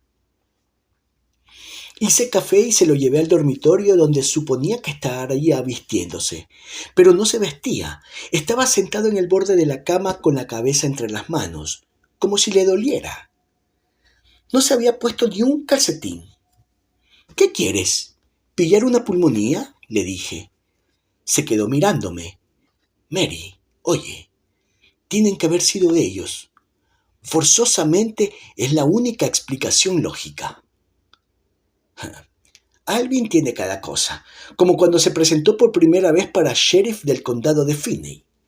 La noche de las elecciones, cuando se había hecho ya prácticamente el recuento de votos y estaba claro como el agua que él había ganado, empezó a decir, era como para matarlo, a decir y repetir: «Bueno, no lo sabremos hasta el final».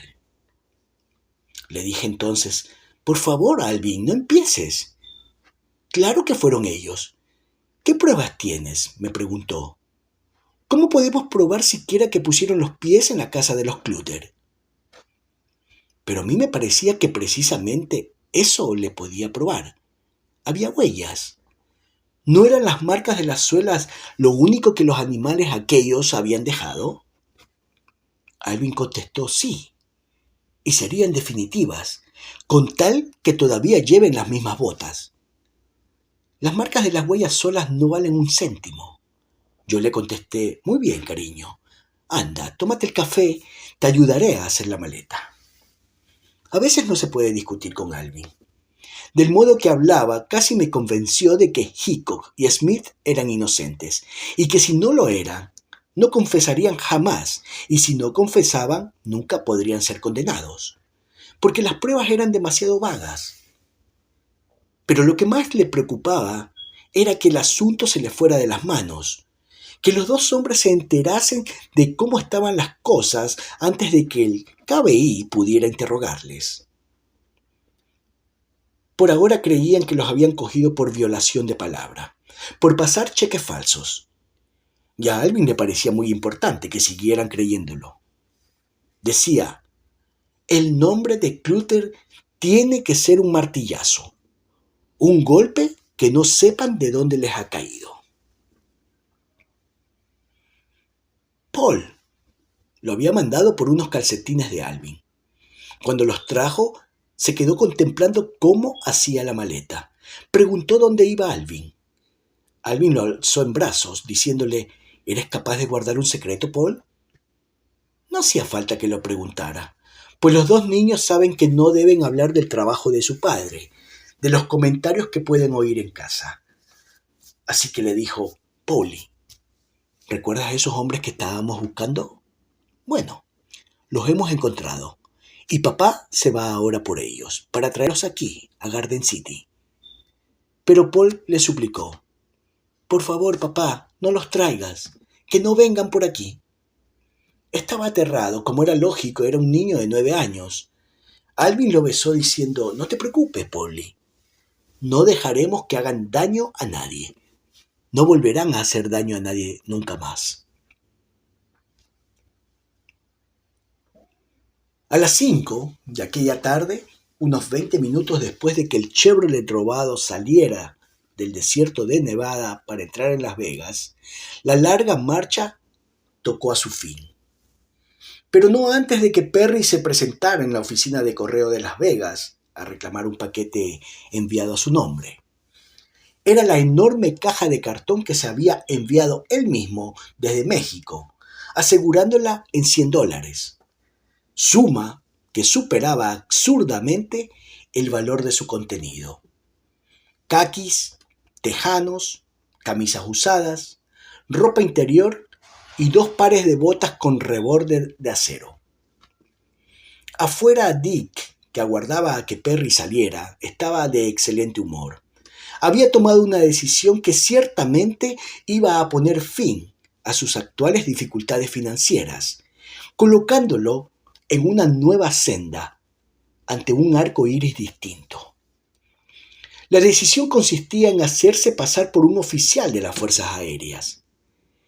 Era un proyecto que le fascinaba desde hacía tiempo y Las Vegas era el lugar ideal para ponerlo en práctica.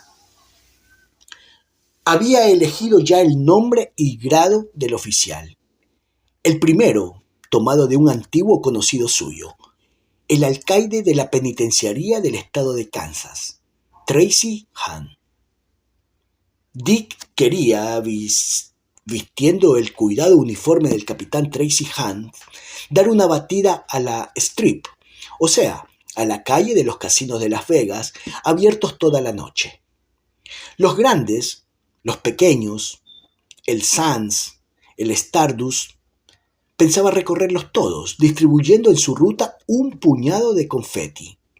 Firmando cheques falsos sin parar, pensaba hacerse con 3 o quizás $4,000 en 24 horas.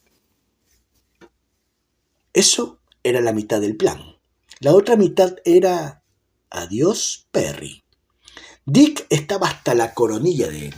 de su armónica, de sus males y dolencias, de sus supersticiones, de sus ojos lacrimosos y femeninos, de su voz regañona y susurrante. Suspicaz, santurrón rencoroso, era como una esposa de la que había que librarse. Y no había más que un medio de lograrlo: largarse sin decir palabra. Absorto en sus planes, Dick no vio el coche patrulla que pasaba junto a él muy despacio, observando. Tampoco vio Perry, que bajaba los escalones de correos con la caja a hombros. El coche que pasaba y los policías que habían dentro. Los agentes Ozzie Pickford y Francis Macaulay se sabían de memoria páginas enteras de datos, incluyendo la descripción de un Chevrolet 1956 blanco y negro con matrícula de Kansas, JO 16212. Ni Perry ni Dick se dieron cuenta de que los seguía la policía cuando se alejaron de correos, y Dick al volante y Perry indicándole el camino se dirigieron hacia el norte.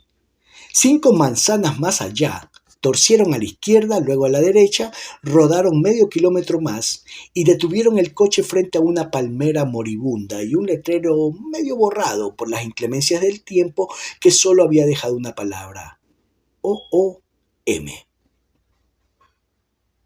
¿Es aquí?, preguntó Dick. Perry asintió mientras el coche patrulla se acercaba a ellos. El Departamento de Investigación de la Prisión de Las Vegas contiene 2 dependencias para interrogatorios. Habitaciones que miden 3 metros por 4, iluminadas con fluorescentes, con paredes y techo de celotex.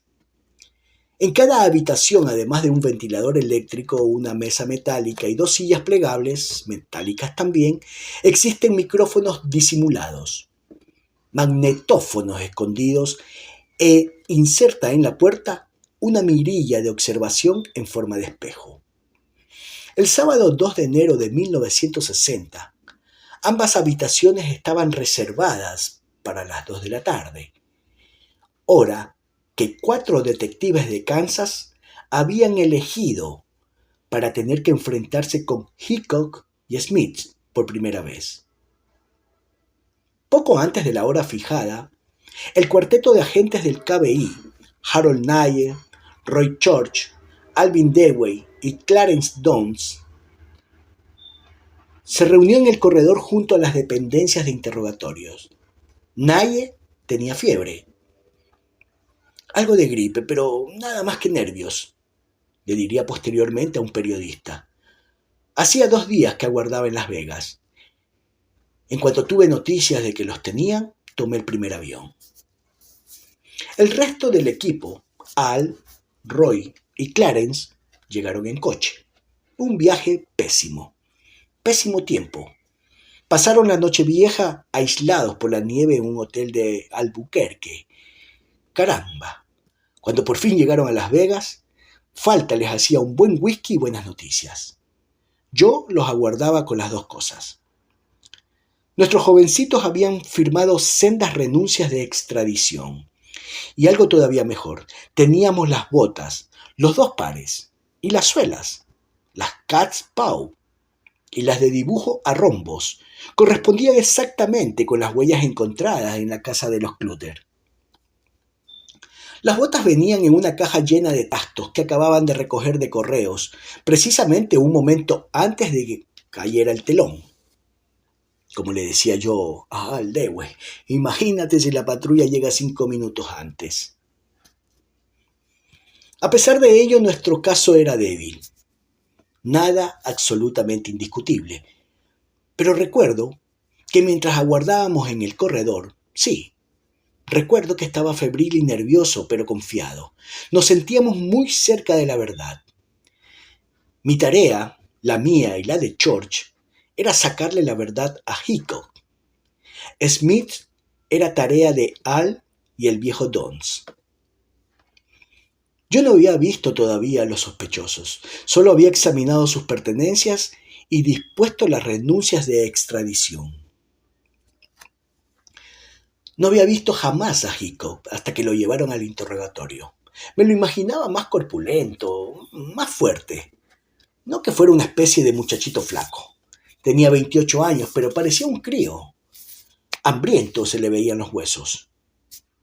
Llevaba camisa azul, pantalones caqui, zapatos negros y calcetines blancos. Le di la mano. La suya estaba más seca que la mía. Limpio, educado, voz agradable, buena dicción, un tipo de buen aspecto con una sonrisa de esas que desarman. Y al principio sonreía bastante. Le dije, soy Harold Nye, señor Hickok, y este otro caballero es el señor Roy Church. Somos agentes especiales del Departamento de Investigación de Kansas y hemos venido a tratar de la violación de palabra que ha cometido. Por supuesto no tiene obligación de contestar a nuestras preguntas, y todo cuanto diga aquí puede ser empleado en contra suya. Puede nombrar un abogado en cualquier momento. No usamos la fuerza ni le haremos ninguna promesa. Estaba más fresco que una rosa. Conozco la fórmula, dijo Dick. Me han interrogado otras veces. ¿Así, señor Hickok? Dick. Queremos hablarte de tus actividades desde que te concedieron la libertad bajo palabra. Por lo que sabemos, has repartido cheques sin fondos en la zona de Kansas City, por lo menos 2 veces. Ajá. Coloqué bastantes. ¿Podrías hacernos una lista? El preso, evidentemente orgulloso de su único, auténtico don natural, una memoria increíble, recitó los nombres y direcciones de 20 establecimientos de Kansas City, tiendas, cafés y garajes, recordando con precisión la compra hecha y el importe del cheque que había pasado. Dick, siento curiosidad. ¿Por qué toda esa gente aceptó tus cheques? Me gustaría mucho saber el secreto. El secreto es este. La gente es idiota. Roy Church dijo, tiene gracia. Tienes gracia, Dick.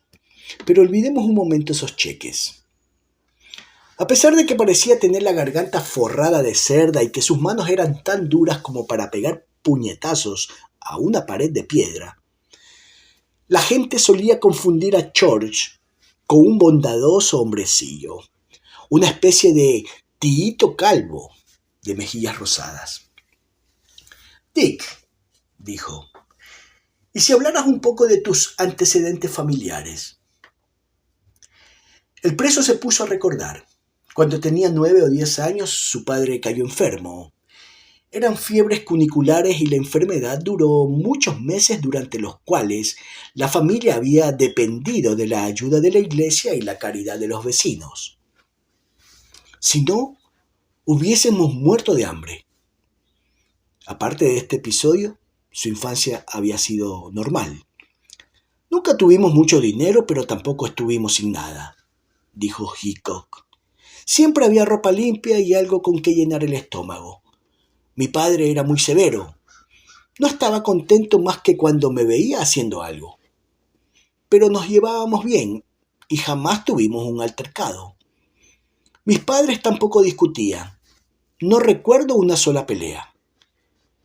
Ella es estupenda, mi madre. Papá es también un buen tipo. Debo decir que hicieron por mí cuanto pudieron. Los estudios. Bueno, pues estaba convencido de que hubiera sido mejor el promedio si no hubiera malgastado tanto tiempo con los deportes. Béisbol, rugby, pertenecía a todos los equipos. Al terminar el bachillerato podría haber ido a la universidad, gracias a una beca que me ofrecieron para jugar a rugby. Yo quería ser ingeniero, pero incluso con una beca, eso cuesta mucho. No sé, me pareció más seguro buscar empleo. Antes de cumplir 21 años, Hickok había trabajado como peón de ferrocarril, como conductor de ambulancia, pintor de coches y mecánico en un garaje. También se había casado con una muchacha de 16 años. Carol. Su padre era pastor, me la tenía jurada. Me decía que yo no servía para nada. Puso todas las trabas posibles, pero yo estaba loco por Carol. Todavía lo estoy. Es una verdadera princesa. Solo que, ¿sabe? Tuvimos 3 hijos, chicos, y éramos demasiado jóvenes para tener 3 hijos. Quizás si no nos hubiéramos entrampado tanto, si yo hubiese podido ganar algo más. Lo intenté. Intentó jugar, empezó a falsificar cheques y tanteó luego otras formas de robo. En 1958, convicto y confeso de robo con escalo ante un tribunal del condado de Johnson, fue sentenciado a 5 años en la penitenciaría del estado de Kansas. Para entonces, Carol se había marchado y él había tomado por esposa a otra muchacha de 16 años. Pérfida como el diablo. Ella y toda su familia. Se divorció mientras yo estaba dentro. No es que me queje. El pasado agosto, cuando salí de la jaula, me pareció que tenía muchas posibilidades de empezar de nuevo. Encontré trabajo en Olat. Vivía con mi familia y las noches las pasaba en casita. Todo iba de primera. Hasta el 20 de noviembre, dijo Naye, y Hickok pareció no comprender. Día en que dejó de ir todo de primera y empezaste a pasar papel mojado. ¿Por qué? Hickok suspiró y dijo, eso daría para escribir un libro. Luego, mientras fumaba un cigarrillo ofrecido por Naye y encendido por el cortés George, dijo, Perry, mi compañero Perry Smith, obtuvo la libertad bajo palabra en primavera. Después, cuando yo salí, me escribió una carta con matasellos de Idaho. Me escribió recordándome lo que solíamos planear juntos, ir a México. La idea era largarnos a Acapulco, un sitio allí, comprar una barca de pesca y ganarnos la vida llevando turistas a pescar a alta mar. ¿Y esa barca? Dijo Naye. ¿Cómo pensabas pagarla? A eso voy, dijo Hickok. ¿Sabe? Perry me escribió diciendo que tenía una hermana en Fort Scott y que ella tenía mucho dinero suyo, algunos miles de dólares. Dinero que su padre le debía por la venta de una propiedad, allá en Alaska. Me dijo que pensaba venir a Kansas a recoger la pasta. ¿Y vosotros la usarías para comprar la barca? Exacto. Pero no salió bien. Lo que pasó fue que Perry apareció un mes después. Yo fui a esperarlo a la estación del autobús en Kansas City. ¿Cuándo?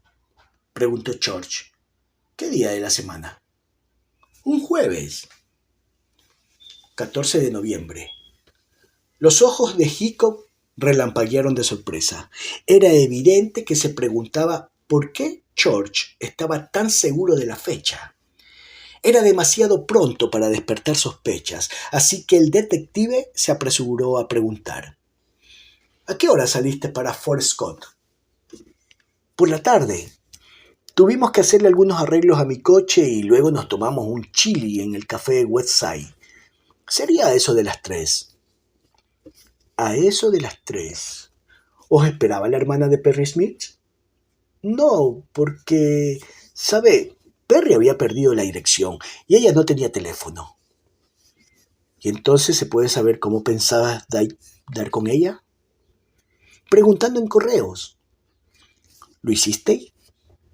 Perry fue a preguntar. Le dijeron que se había mudado a otra parte.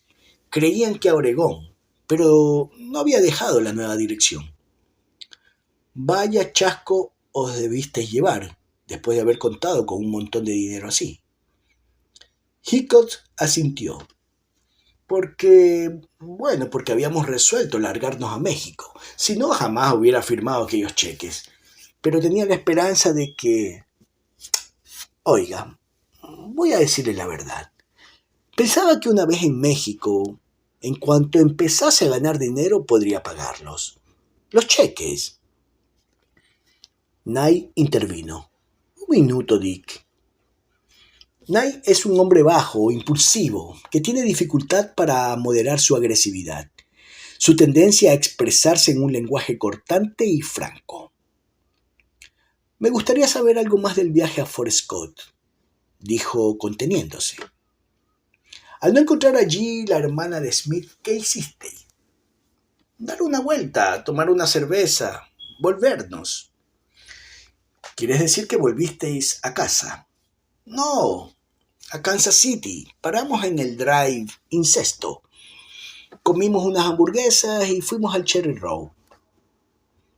Ni George ni nadie sabían que era Cherry Row. No me tomen el pelo, dijo Hickok. Todos los polis de Kansas han estado allí. Al insistir en que ellos no lo conocían, les explicó que era una zona del parque donde uno encuentra sobre todo prostitutas, y añadió también con aficionadas, enfermeras, secretarias. A veces he tenido suerte. Y esa noche hubo suerte. No, muy mala. Terminamos con un par de tomates, que se llamaban Mildred, la otra la de Perry Joan, me parece. Descríbelas. Quizás fueran hermanas, las dos rubias, gordas. No lo tengo muy claro, ¿sabe? Compramos una botella de Orange Blossom, es decir, vodka y zumo de naranja, y yo estaba como una cuba. Les hicimos beber un poco a las chicas y luego las llevamos a Funhaven. Supongo que ustedes no habrán oído hablar nunca de Funhaven. No, no habían oído hablar. Hickok sonrió y se encogió de hombros.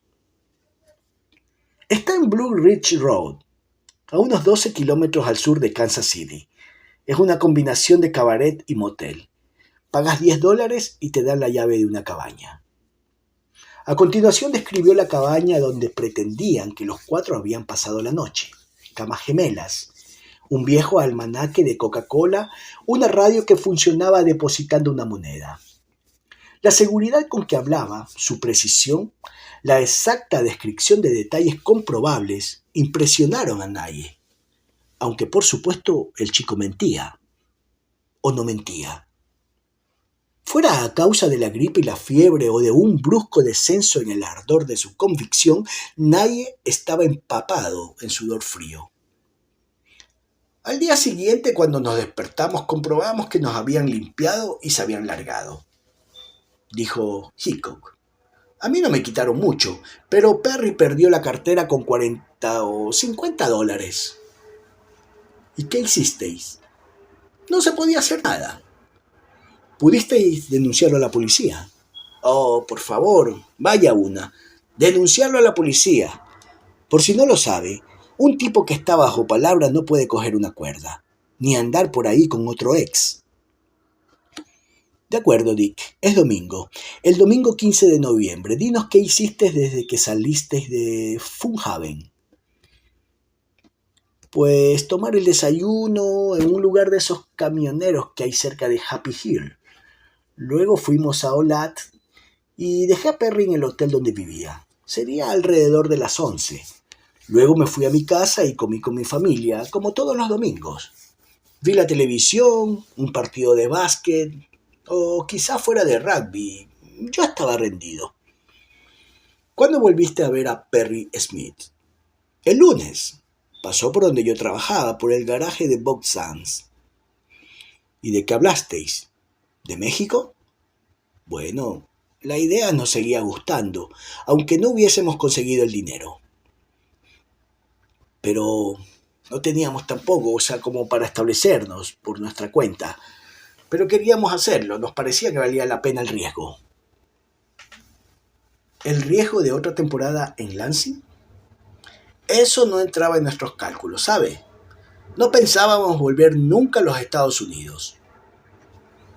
Nadie que tomaba notas en un cuaderno dijo: al día siguiente del diluvio de cheques sin fondos, que sería el 21, tú y tu amigo Smith desaparecisteis. Ahora, Dick, ten la bondad de describir vuestros movimientos desde entonces hasta el momento en que os detuvieron en Las Vegas, aunque sea sin detalles. Hickok dejó escapar un silbido y puso los ojos en blanco. «Uf», exclamó. Y entonces, haciendo gala de su talento para lograr una evocación casi completa, empezó el relato de la larga marcha. de aquellos 16.000 kilómetros que él y Smith habían cubierto en las últimas 6 semanas. Habló durante 1 hora y 25 minutos, de las 2:50 hasta las 4:15. Citó, mientras Naye intentaba anotarlos, nombres de autopistas, hoteles, moteles, ríos, pueblos y ciudades, un coro de nombres entremezclados: Apache, El Paso, Corpus Christi, Saltillo, San Luis de Potosí, Acapulco, San Diego, Dallas, Omaha, Sweetwater, Denville Junction, Tallahassee, Midles, Miami, Hotel Nuevo Walford, Somerset Hotel, Hotel Simone, Arrowhead Motel, Cherokee Motel y muchísimos más. Les dio el nombre del hombre de México a quien había vendido su Chevrolet 1948 y confesó que había robado otro más nuevo en Iowa. Describió las personas que él y su compinche habían encontrado: una viuda mexicana rica y sensual, Otto, el millonario alemán, un par de elegantes boxeadores negros que conducían un elegante Cadillac Malva, el ciego propietario de un vivero de serpientes de cascabel de Florida, un viejo moribundo y su nieto, y otros muchos más. Y cuando terminó se quedó con los brazos cruzados y una sonrisa complacida, como si esperara a que lo felicitaran por el humor, la claridad y el candor de su relato del viaje. Pero Naye seguía velozmente escribiendo en su cuaderno y George, que golpeaba perezosamente con el puño cerrado su palma abierta, callaba, hasta que de pronto dijo: «Supongo que sabes por qué estamos aquí». La boca de Dick cobró rigidez, su postura también. «Imagino que te darás cuenta de que no hemos venido hasta aquí, hasta Nevada, solo por un par de timadores de pacotilla». Naye había cerrado el cuaderno. También él miraba fijamente al preso y observó que un racimo de venas había aparecido en su sien izquierda. ¿No te parece, Dick? ¿Qué? Venir desde tan lejos para charlar de un puñado de talones sin fondos. No veo otra razón. Nay dibujó un puñal en la cubierta de su cuaderno y mientras lo hacía dijo: «Dime, Dick, ¿has oído hablar del asesinato de los Clutter?». A lo que, como escribiría posteriormente en el informe oficial de la entrevista, el sospechoso experimentó una intensa reacción perfectamente visible. Se puso gris. Se le desviaron los ojos. Hickok dijo: «Alto ahí. Aguarden un poco. Yo no soy un jodido asesino». La pregunta, le recordó George, era si habías oído hablar del asesinato de los Clutter. «Puede que leyera algo», dijo Hickok. «Un crimen infecto, cobarde. Y casi perfecto», saltó Naye. «Pero cometisteis dos equivocaciones, Dick. Una, dejar un testigo, que prestará declaración ante los tribunales, que se sentará en el banquillo de los testigos y le dirá al jurado cómo Richard Hickok y Perry Smith ataron, amordazaron y asesinaron a 4 personas indefensas». La cara de Dick recuperó los colores. «Un testigo con vida. Eso no puede ser. ¿Por qué pensaste que te habías librado de todos?». «Dije que no podía ser. Nadie puede relacionarme a mí con ningún jodido asesinato. Cheques, algún que otro hurto, pero no soy un maldito asesino». «Entonces», preguntó Naye con calor, «¿por qué nos has mentido?». «He dicho la puñetera verdad». «A veces. No siempre. Por ejemplo, eso de la tarde del sábado 14 de noviembre, has dicho que fuisteis en el coche a Fort Scott». «Sí». «Y que cuando llegasteis allí fuisteis a correos». «Sí». para averiguar la dirección de la hermana de Perry. Eso es. Naye se levantó, se colocó detrás de la silla de Hickok y apoyando las manos en el respaldo, se inclinó como para susurrarle al preso algo en el oído. Perry Smith no tiene ninguna hermana que viva en Fort Scott ni nunca la ha tenido. Y los sábados por la tarde la estafeta de correos de Fort Scott da la casualidad que está cerrada. Luego añadió: piénsalo, Dick. Nada más por ahora. Volveremos a hablar contigo luego.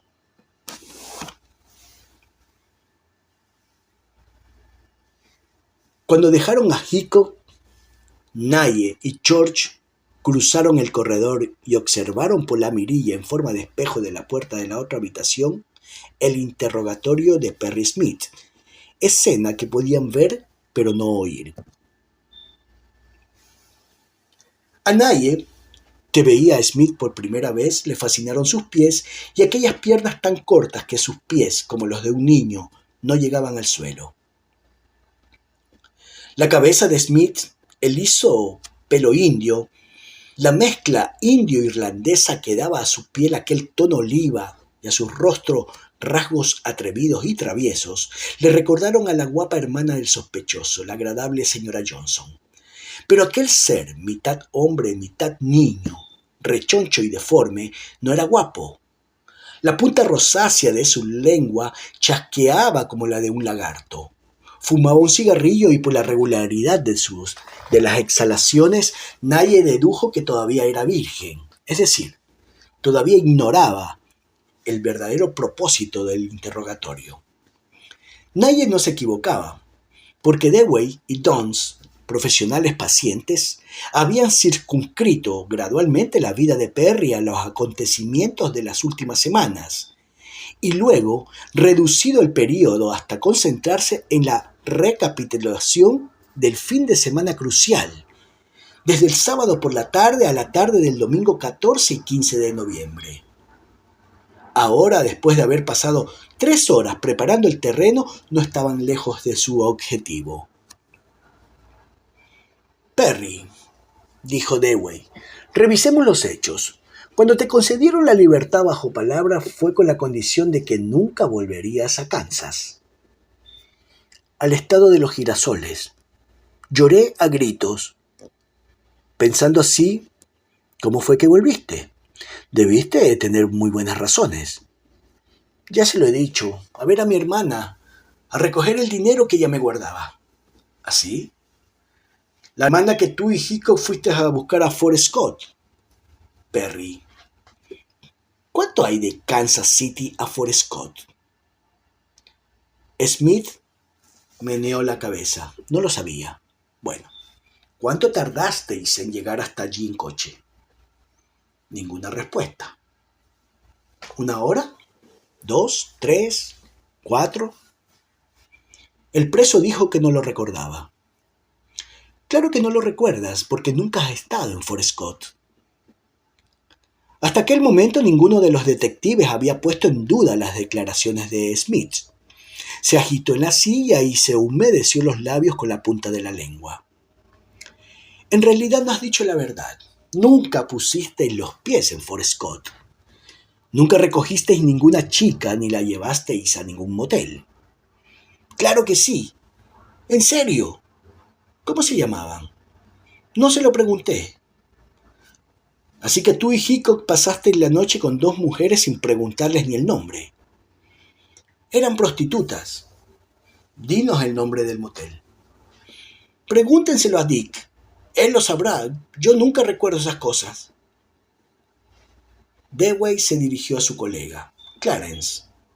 Me parece que es hora de que seamos sinceros con Perry. Downes se encorvó hacia adelante. Downes es un peso pesado con la agilidad de un peso ligero, pero sus ojos son perezosos y velados. Habla lentamente, cada una de sus palabras parece pronunciada de mala gana y con un dejo de la pradera. Sí, asintió, creo que ha llegado. Presta mucha atención, Perry, porque el señor Downes va a decirte dónde estabas la noche de aquel sábado. ¿Dónde estabas y qué hacías? Asesinabas a la familia Clutter, dijo Downes. Smith tragó saliva. Empezó a frotarse las rodillas. Estabas allá en Holcomb, en Kansas, en casa del señor Herbert W. Clutter. Y antes de salir de aquella casa, mataste a todas las personas que había en ella. Nunca, yo nunca, nunca qué. Conocí a nadie que se llamaba Clutter. Dewey le llamó embustero y sacándose de la manga una carta que en una consulta previa los 4 detectives habían acordado jugar como último recurso, le dijo: «Hay un testigo con vida, Perry. Alguien a quien pasasteis por alto». Transcurrió un minuto entero y Dewey disfrutó con el silencio de Smith, porque un inocente hubiera preguntado quién era aquel testigo y quiénes eran esos Clutter, y por qué creía que él les había dado muerte. Hubiera dicho, en fin, algo, pero Smith seguía callado, frotándose las rodillas. ¿Y bien, Perry? ¿Tiene una aspirina? Me quitaron las aspirinas. ¿Te encuentras mal? Son mis piernas. Eran las 5:30. Dewey, con toda intención, terminó bruscamente la entrevista. Volveremos a hablar de esto mañana. A propósito, ¿sabes qué día es mañana? El cumpleaños de Nancy Clutter. Hubiera cumplido los 17 años. Hubiera cumplido 17 años. Perry, insomne, de madrugada, recordó luego, se preguntaba si sería cierto lo del cumpleaños de la muchacha y decidió que no, que era una forma de hacerle perder el control, como aquella falsa historia del testigo, un testigo con vida. No podía haber ninguno con vida, a no ser que si pudiera hablar con Dick. Pero a él y a Dick los habían separado. Dick estaba encerrado en una celda dentro de otro piso. Presta mucha atención, Perry, porque el señor Downes va a decirte dónde estabas. Hacia la mitad del interrogatorio, cuando empezó a notar las numerosas alusiones a aquel fin de semana de noviembre, se fue preparando para lo que sabía había de llegar.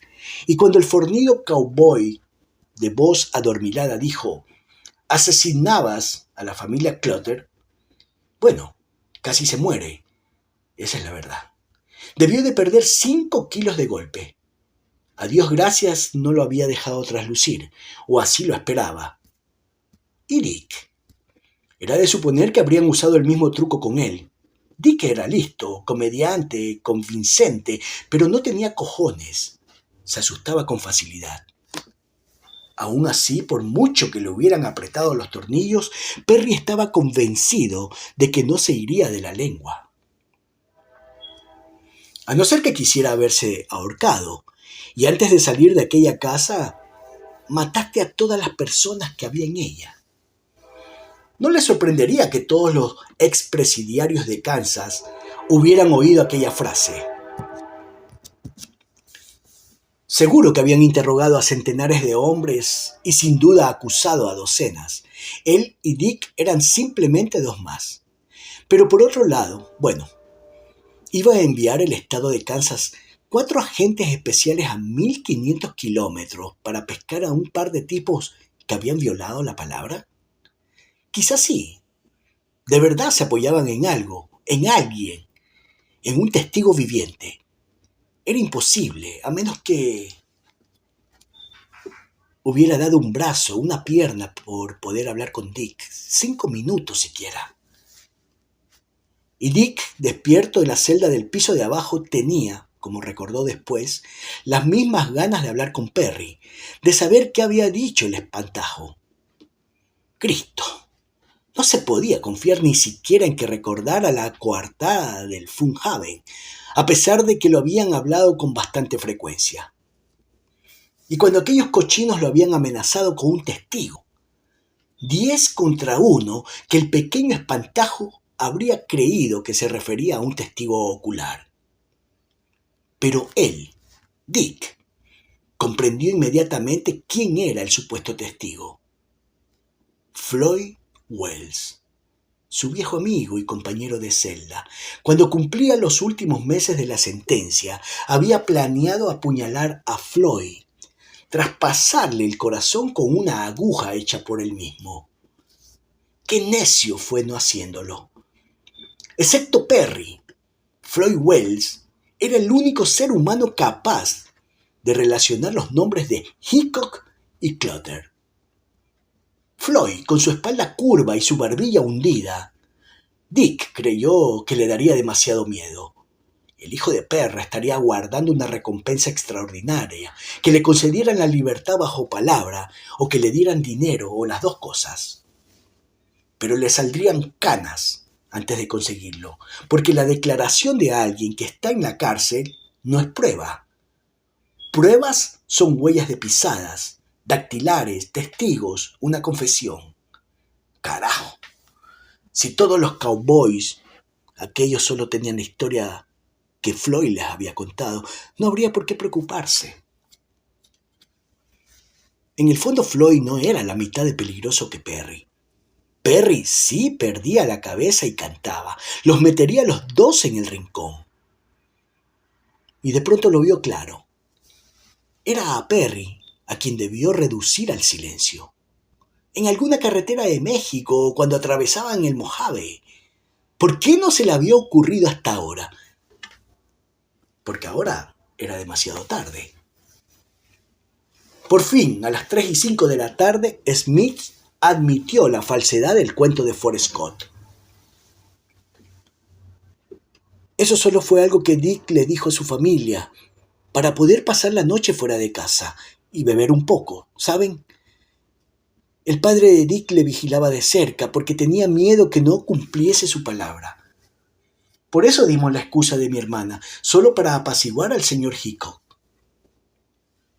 Por lo demás repitió la misma historia una y otra vez, y ni Downs ni Dewey, por mucho que lo corrigieran y lo acusaran de mentir, pudieron lograr que cambiara una sola palabra, aunque sí que añadiera detalles nuevos. Aquel día logró recordar los nombres de las prostitutas, Mildred y Jane o Joan. Se cobraron bien el trabajo, recordaba ahora. Se largaron con toda la pasta mientras estábamos durmiendo. Y aunque Downs había perdido la compostura, había abandonado junto a la chaqueta y corbata su enigmática y soñolienta dignidad. El sospechoso parecía tranquilo y sereno y no cedía ni un centímetro. No había oído hablar nunca de los Clutter, ni de Holcomb, ni de Garden City. Al otro lado del corredor, en una habitación llena de humo, donde Hickok se sometía a su segundo interrogatorio, George y Nye aplicaban metódicamente una estrategia directa. Ni una sola vez durante el interrogatorio, que duraba ya 3 horas, ninguno de los dos habían mencionado la palabra asesinato, omisión que mantenía al precio sobre ascuas. Hablaban de cualquier cosa, de la filosofía religiosa de Hickok. Ya conozco el infierno, he estado en él. Y quizás exista el cielo también. Muchos ricos lo creen. También la historia de su vida sexual.